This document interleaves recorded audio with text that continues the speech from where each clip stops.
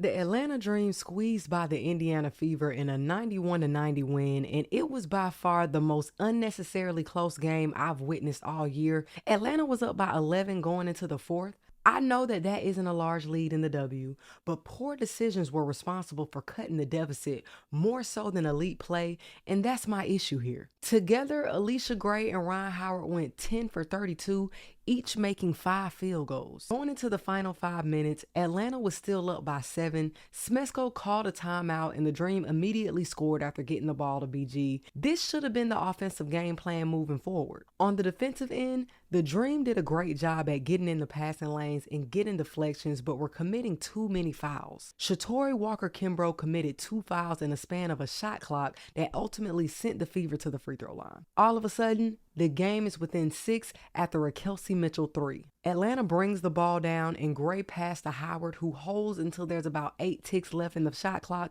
and then pulls for a midi.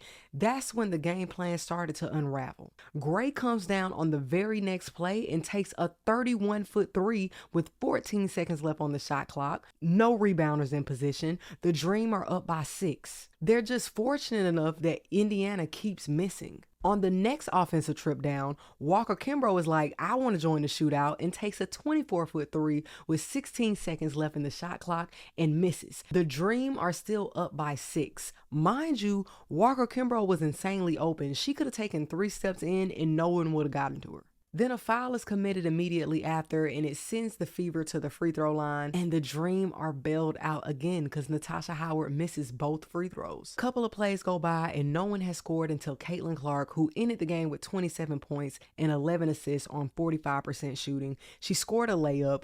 Howard gets the ball on the inbound, runs full speed down the floor. Steve Nash dribbles to the other side of the court and turns around and shoots a 3 and airballs it with 14 seconds left on the shot clock. Atlanta is up by 4. Boston comes right down and scores. 2-point game. Next play down, Bree Jones turns it over, then Mitchell ties the game. Gray misses another 3. Boston gets fouled, misses the first free throw. Indy goes up by 1. Thankfully, Ryan Howard was able to get to the free throw line. She knocked down both. Nia Coffey held it down defensively and got the block on Natasha Howard to secure the rebound that ultimately secured the win.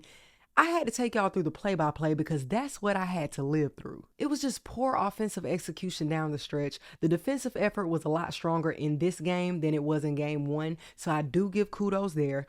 Offensively and defensively, the first half was some of the best basketball Atlanta can give us, so I'm hoping we can build on that and find some consistency and better shot selection down the stretch.